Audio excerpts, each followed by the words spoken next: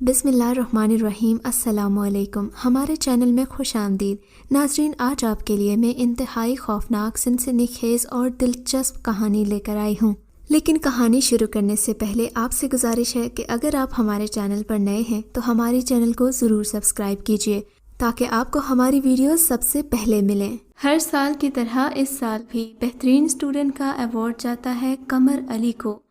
Principal کی آواز آئی تو پورا ہال تالیوں سے گونج اٹھا۔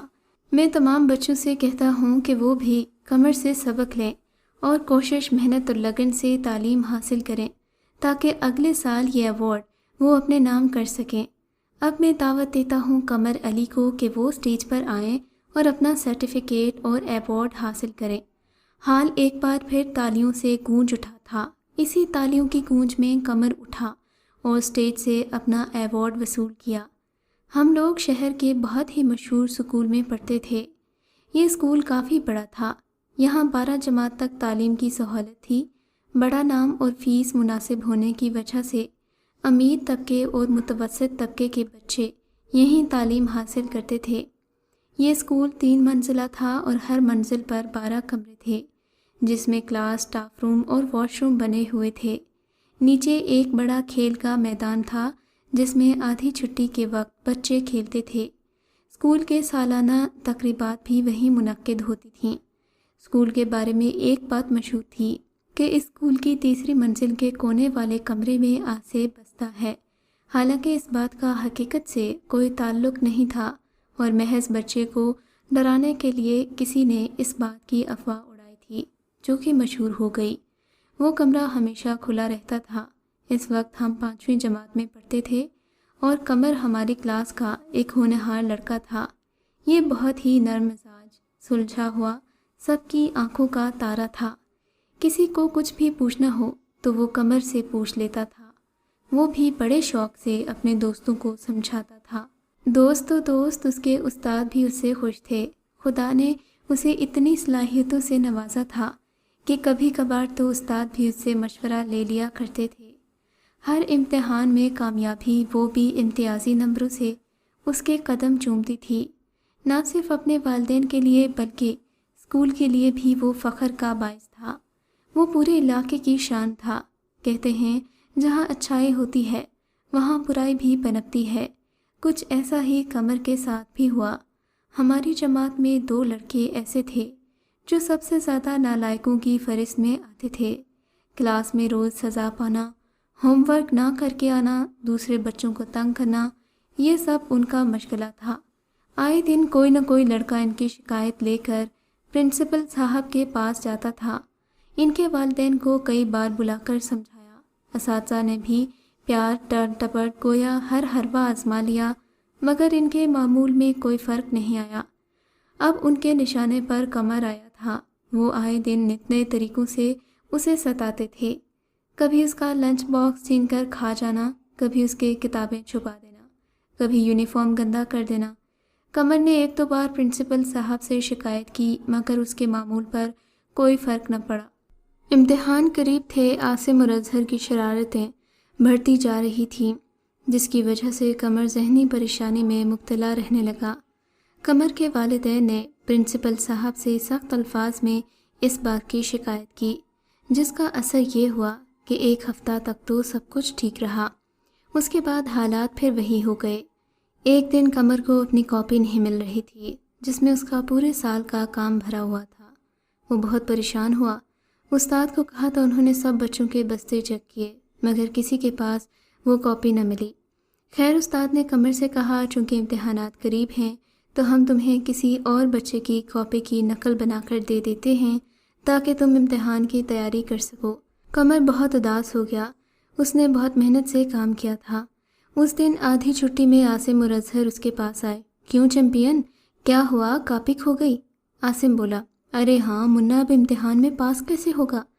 اظہر نے حقارت سے کہا لگاتے ہوئے کہا، دیکھو مجھے پتا ہے کاپی تم دونوں ہی کے پاس ہے، خدا کے لیے مجھے دے دو، میں نے بہت محنت سے کام کیا ہے۔ قمر نے روتے ہوئے التجا کی۔ ارے منا تو رو رہا ہے۔ اظہر نے کہا، چلو یار ہم اسے کاپی دے دیتے ہیں، پر ہماری ایک شرط ہے، اگر تم نے اس شرط کو جیت لیا تو کاپی تمہاری، بولو منظور ہے؟ عاصم نے شرارت سے قمر کی آنکھوں میں دیکھتے ہوئے کہا۔ پہلے بتاؤ شرط کیا ہے؟ قمر نے کہا۔ دیکھو دوست، کام آسان ہے، تمہاری کاپی تیسری منزل کی سب سے کونے والی کلاس میں رکھی ہے، تم جا کر لے سکتے ہو۔ اظہر بولا، کیا سچ؟ میں ابھی جا کر لے آتا ہوں۔ قمر نے آنسو پونچھتے ہوئے کہا اور جانے کے لیے اٹھا ہی تھا کہ عاصم نے اس کے کاندھے پر ہاتھ رکھ کے بٹھا دیا۔ پوری بات تو سنو بچے، کاپی ابھی نہیں لانی، 9 بجے آ کر لینی ہے، تمہیں پتہ ہے نا رات کے وقت وہاں آصیب ہوتا ہے۔ قمر نے کہا، میں ابھی جا کے پرنسپل صاحب کو یہ بات بتا دیتا ہوں کہ تم لوگوں نے میری کاپی چھپائی ہے، اگر پرنسپل یا کسی سے بھی اس بات کا ذکر کیا تو سمجھو تمہاری کاپی گئی۔ وہ دونوں ہنستے ہوئے چلے گئے۔ آدھی چھٹی ختم ہونے کی گھنٹی بج چکی تھی۔ قمر تھکے قدموں سے کلاس کی طرف گیا، اس کا دل پڑھائی میں نہیں لگ رہا تھا، وہ تو کسی طرح اپنی کاپی لینے کے بارے میں سوچ رہا تھا۔ چھٹی کا وقت ہو گیا، گھنٹی بجی تو سب بچے شور مچاتے ہوئے کلاس سے باہر نکلے، مگر قمر بوجھل قدموں سے باہر کی طرف جا رہا تھا کہ اچانک اسے پیٹھ پر دھپکی محسوس ہوئی۔ کیوں پھر آج رات آ رہے ہو نا کاپی لینے؟ عاصم بولا، اور وہ دونوں ہنستے ہوئے کلاس سے باہر نکل گئے۔ قمر رونی صورت بنا کر گھر چلا گیا۔ گھر آ کر وہ سوچوں میں گم تھا کہ کیا کرے اور کیا نہ کرے۔ سرسری سا کھانا کھایا تو اس کی والدہ نے پوچھا، کیا ہوا قمر، طبیعت تو ٹھیک ہے نا؟ جی امی، بس آج ذرا تھک گیا ہوں، قمر نے جواب دیا۔ کوئی بات نہیں، آج پڑھائی اسکپ کر کے آرام کر لو، اس کی امی نے مشورہ دیا۔ جی امی کہہ کر قمر اپنے کمرے کی طرف پڑ گیا۔ بستر پر لیٹ کر وہ اسی بارے میں سوچ رہا تھا کہ کیا کیا جائے۔ آخر کار اس نے فیصلہ کر لیا کہ اسکول جا کر کاپی ضرور لائے گا۔ اپنے منصوبے پر عمل کرنے کے لیے اس نے اپنی امی سے کہا کہ آج وہ کھانا نہیں کھائے گا، بس اسے دودھ دے دیں تو وہ سو جائے۔ اس کی امی نے اسے دودھ دیا اور وہ جا کر اپنے کمرے میں لیٹ گیا۔ رات کے 8:30 بج چکے تھے۔ اس نے بستر پر تکیہ رکھ دیا اور اس پر چادر ڈال دی تاکہ اگر کوئی کمرے میں آئے تو یہی سمجھے کہ قمر سو رہا ہے۔ پھر اس نے اپنی ٹارچ لی اور کمرے کی کھڑکی سے گھر کی پچھلی طرف کود گیا۔ آس پاس دھیان سے دیکھتا ہوا وہ اسکول کی عمارت کے پاس پہنچا، پھر آس پاس نگاہیں دوڑائیں، کسی کو نہ پا کر دروازے کا سہارا لے کر وہ اندر کو کود گیا۔ آہستہ آہستہ اسکول کی عمارت کی طرف بڑھا۔ رات کے اندھیرے میں اسکول کی عمارت کافی خوفناک لگ رہی تھی۔ چاند کی ہلکی روشنی میں پیڑ ہولناک تھے، پھر بھی ہمت کر کے وہ آگے بڑھا۔ آخر وہ عمارت کی سیڑھیوں تک پہنچ گیا۔ ڈرتے ڈرتے آہستہ آہستہ قدم بڑھاتا ہوا وہ تیسری منزل تک پہنچا۔ اسے اپنی منزل صاف نظر آ رہی تھی۔ اس نے ہمت نہ ہاری اور آگے بڑھتا گیا۔ ایک ایک قدم اس کے حوصلے کو مضبوط کر رہا تھا۔ آخر کار وہ اس کونے والے کمرے تک پہنچ گیا۔ ٹارچ کی روشنی میں وہ کافی خوفناک لگ رہا تھا۔ اس نے ٹارچ سے کمرے کا جائزہ لیا تو سامنے ٹیبل پر اپنی کاپی پڑی نظر آئی۔ وہ آہستہ آہستہ آگے بڑھا اور جیسے ہی کاپی اٹھائی، کمرے کا دروازہ زور سے بند ہو گیا۔ چیخنے چلانے کی عجیب و غریب آوازیں آنے لگیں۔ قمر دروازے کی طرف دوڑ رہا تھا، زور زور سے اسے بجانے لگا، مگر چیخوں کی آواز تیز ہو رہی تھی۔ قمر کا رو رو کر برا حال تھا، چیخ چیخ کر کہہ رہا تھا، مجھے باہر نکالو، مگر اس کی آواز ان چیخوں میں دب گئی۔ قمر بیٹا چلو اٹھو، اسکول کا ٹائم ہو گیا ہے۔ اس کی والدہ اگلی صبح قمر کو اٹھانے کے لیے اس کے کمرے میں پہنچی۔ ارے اٹھ جاؤ بیٹا ورنہ بہت دیر ہو جائے گی، پر وہ ٹس سے مس نہ ہوا۔ اس کی والدہ نے اسے ہلایا تو کیا دیکھتی ہیں، وہاں قمر کی جگہ تکیے رکھے ہوئے تھے۔ اس کی والدہ کے تو ہوش اڑ گئے۔ اپنے شوہر کو بلایا تو وہ بھی پریشان ہو گئے، کیونکہ ایسا کبھی نہیں ہوا تھا۔ فوراً وہ اور قمر کی والدہ پاس کے پولیس اسٹیشن پہنچے اور بچے کے گم ہونے کی رپورٹ کی۔ افسر نے کہا، اپنے آس پاس پتہ کیا؟ اس کے والد نے کہا، نہیں، وہ ایسا لڑکا نہیں ہے کہ بنا بتائے کہیں بھی چلا جائے۔ پھر ان کے اصرار پر پولیس افسر نے رپورٹ درج کر لی، قمر کی فوٹو بھی لے لی، حوصلہ رکھنے کی تاکید کے ساتھ کہا کہ جیسے ہی کوئی خبر آئے گی ہم آپ کو مطلع کر دیں گے۔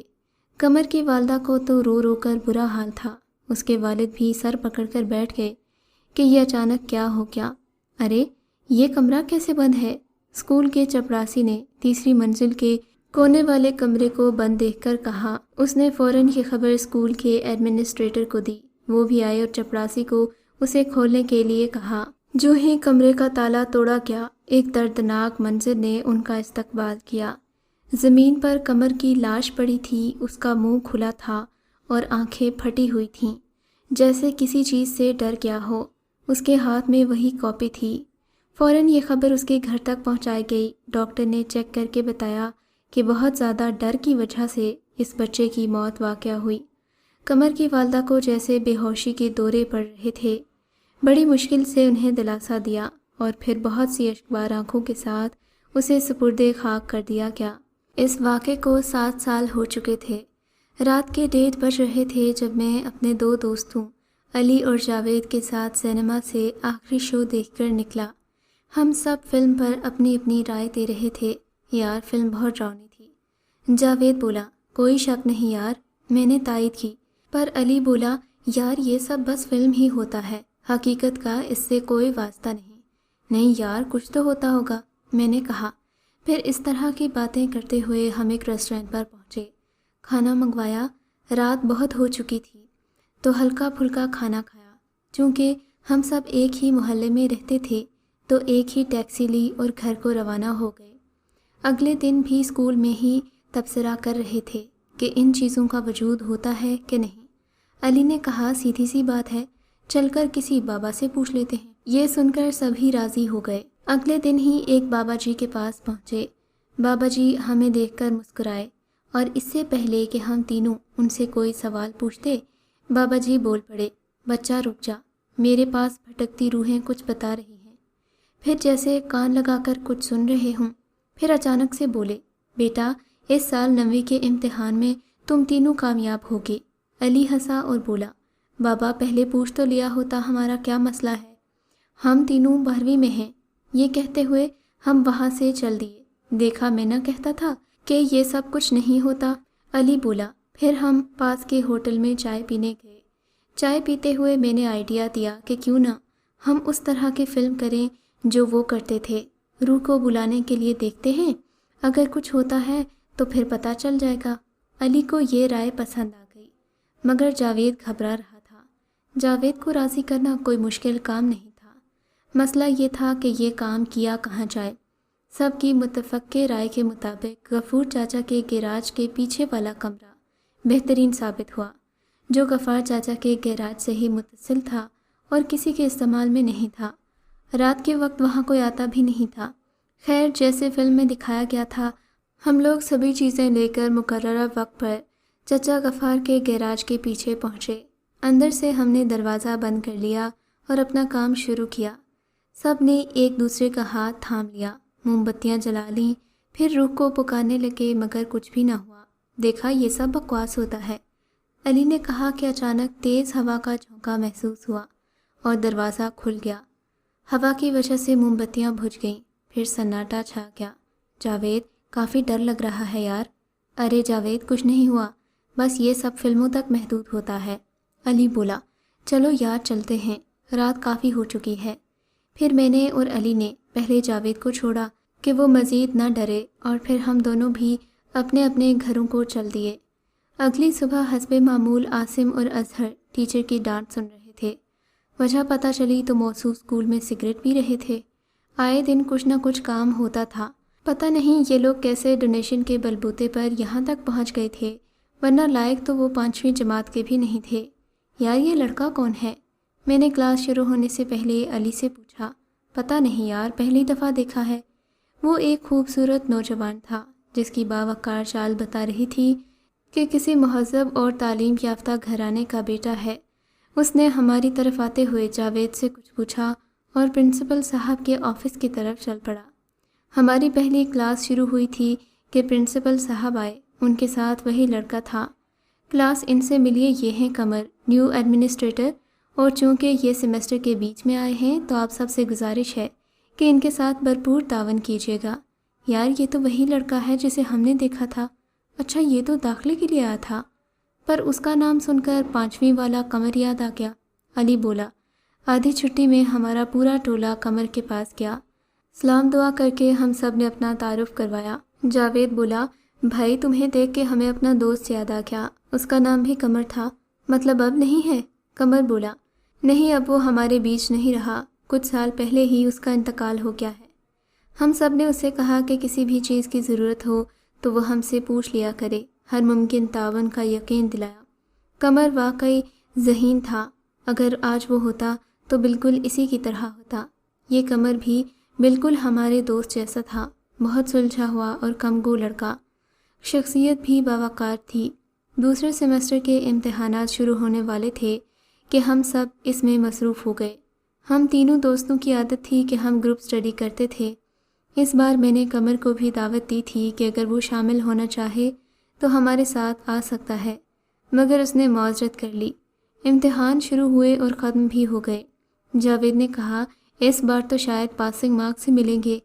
بہرحال نتیجے کا دن آ گیا۔ نتیجے کا اعلان ہوا تو سب کی حیرت کی انتہا نہ رہی۔ قمر نے امتحان میں امتیازی نمبر لے کر سب کو پیچھے چھوڑ دیا تھا۔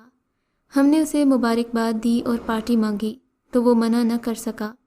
ہم سب نے اسکول کی کینٹین میں ایک چھوٹی سی پارٹی رکھ لی۔ ابھی تو ہم اپنی پارٹی سے لطف اندوز ہو ہی رہے تھے کہ عاصم اور اظہر آئے اور قمر سے کہنے لگے، تو نیا آیا ہے نا؟ اور آتے ہی اتنی دھاک۔ قمر نے تیز نظروں سے انہیں دیکھا تو وہ گھبرا گئے۔ جاتے جاتے ہمیں کہنے لگے، اسے سمجھا دینا کہ ہم لوگ کون ہیں، ہم سے الجھا تو بہتر نہیں ہوگا۔ قمر نے پوچھا یہ کون تھے اتنے بدتمیز لڑکے؟ جاوید نے کہا بھائی کیوں پارٹی خراب کرتے ہو؟ کیچڑ میں پتھر مارو گے تو اپنے ہی کپڑے خراب ہوں گے۔ ویسے یہ ہمارے اسکول کے بہت ہی بدنام لڑکے ہیں، ان کی عادتوں کی وجہ سے کوئی ان سے الجھتا نہیں، مگر یہ خود ہی اپنی دھاک جمانے کے لیے لڑکوں پر روب جماتے پھرتے ہیں۔ اگلے دن ایک عجیب واقعہ ہوا۔ ٹیچر کا قیمتی پین غائب ہو گیا۔ ٹیچر نے سب لڑکوں سے پوچھا کہ شاید انہوں نے کہیں دیکھا ہو، مگر سب نے نفی میں سر ہلا دیا۔ ٹیچر خود اٹھے اور سب کی میز کے پاس سے گزر کہ شاید وہاں ان سے گر گیا ہو، تو کیا دیکھتے ہیں کہ پین عاصم کی جیب میں لگا ہوا تھا۔ ٹیچر کو نہ جانے کیا ہوا، اپنی بیلٹ نکالی اور عاصم کو بری طرح مارنے لگے۔ پھر تو عجیب و غریب واقعات کا سلسلہ شروع ہو گیا۔ کبھی کلاس کے دوران کسی بچے کے ہنسنے کی آواز آتی، کبھی واش روم سے کسی بچے کے رونے کی، تو سب پریشان ہو جاتے، کچھ ڈرے ہوئے بھی تھے۔ جب اس طرح کے واقعات اسکول میں بڑھنے لگے تو پرنسپل صاحب نے اسکول میں قرآن خوانی کا اہتمام کیا۔ مقررہ دن قرآن خوانی ہوئی اور اس دن قمر کی طبیعت خراب ہو گئی، وہ نہ آ سکا۔ ایک دن عاصم اور اظہر نے اسکول میں سگریٹ پینے کا پروگرام بنایا، پر پئیں گے کہاں؟ عاصم بولا، ارے وہی تیسری منزل کے کونے والے کمرے میں، اظہر بولا، اور پھر دونوں مسکرا دیے۔ چھٹی کے بعد وہ دونوں اس کمرے میں گئے۔ کمرے کا دروازہ کھلا ہوا تھا، مگر یہاں کسی کے آنے کا ڈر نہیں تھا۔ انہوں نے کمرہ کھلا ہی رکھا۔ پھر انہوں نے سگریٹ جلائی ہی تھی کہ انہیں آواز آئی، اظہر، عاصم، پہچانا مجھے؟ وہ دونوں اس آواز سے ڈر کے، کون ہو تم؟ عاصم نے ہمت کر کے پوچھا، اتنی جلدی بھول گئے ہو؟ آواز پھر آئی۔ اتنے میں ان کے سامنے 7 سال والا چھوٹا قمر ظاہر ہو گیا۔ پہچانا؟ تم تو مر گئے تھے نا، پھر کیسے آئے؟ اظہر نے سوال کیا۔ مرا نہیں تھا، مار دیا تھا، تم لوگوں نے مجھے مارا ہے۔ اچھا، خدا کے لیے ہمیں معاف کر دو، ہم سے غلطی ہو گئی۔ اظہر پھر بولا، تمہاری معافی اسی صورت میں ہو سکتی ہے کہ اگر تم کل سب کے سامنے اپنا گناہ قبول کرو۔ دونوں نے مارے ڈر کے حامی بھر لی۔ اگلی صبح اسمبلی شروع ہونے سے پہلے قمر سٹیج پر آیا اور مائک میں بولا، دوستو آپ کو یاد ہوگا آج سے کچھ سال پہلے اسی اسکول میں ہمارے ایک ساتھی کی موت ہوئی تھی۔ اصل میں وہ مرا نہیں تھا، مارا کیا تھا، اور اس کے ذمہ دار ہمارے ہی اسکول کے 2 لڑکے عاصم اور اظہر ہیں۔ سب حیرت سے انہیں دیکھنے لگے۔ پھر قمر نے دونوں کو اسٹیج پر بلایا، اب بتاؤ۔ عاصم گویا ہوا، 5ویں سال کے سالانہ امتحان تھے جب ہم نے قمر کی کاپی چھپائی اور تیسری منزل کے کونے والے کمرے میں رکھ دی۔ اسے کہا کہ رات کے 9 بجے لے لے۔ ہم اس کے پہنچنے سے پہلے ہی موجود تھے۔ جب قمر کمرے میں گیا تو ہم نے رسی کے ذریعے دروازہ بند کر دیا اور باہر سے لاک کر دیا۔ ٹیپ ریکارڈر پر وہ آوازیں ہم نے ہی نکالی تھیں جس سے ڈر کر قمر کی موت واقع ہوئی تھی۔ دونوں نے سر جھکا لیا۔ پرنسپل صاحب نے فوراً اظہر اور عاصم کے والدین کو فون کیا اور ساتھ ہی قمر کے والدین کو بھی بلوایا۔ پھر قمر سے پوچھا، بیٹا یہ واقعہ تو 7 سال پہلے ہوا تھا، پھر تمہیں یہ سب کیسے پتہ چل گیا کہ عاصم اور اظہر اس کے ذمہ دار ہیں؟ اتنے میں قمر کے والدین بھی آ چکے تھے۔ قمر نے پرنسپل صاحب کی طرف دیکھا، مسکرایا اور کہنے لگا، میں وہی قمر ہوں جس کا 7 سال پہلے قتل ہوا تھا، اور پھر اسی چھوٹے بچے کی شکل اختیار کی، اپنے والدین کے پاس پہنچا۔ امی اور ابو، ہو سکے تو مجھے معاف کر دیجیے گا، میں نے آپ لوگوں کو اعتماد میں نہیں لیا، اور ہو سکے تو عاصم اور اظہر کو بھی معاف کر دیجیے گا۔ یہ کہہ کر قمر سب کے بیچ سے چلتا ہوا غائب ہو گیا۔ اگر آپ کو یہ کہانی اچھی لگی ہے تو اس ویڈیو کو لائک کیجیے، اور اس طرح کی مزید ویڈیوز دیکھنے کے لیے ہمارے چینل کو سبسکرائب کیجیے۔ اور ہاں، اگر آپ کی کسی دوست، رشتہ دار یا بہن کے ساتھ خدا نہ کرے ایسا کوئی واقعہ پیش آیا ہے تو ہمیں کامنٹ سیکشن میں اس کے بارے میں ضرور بتائیے۔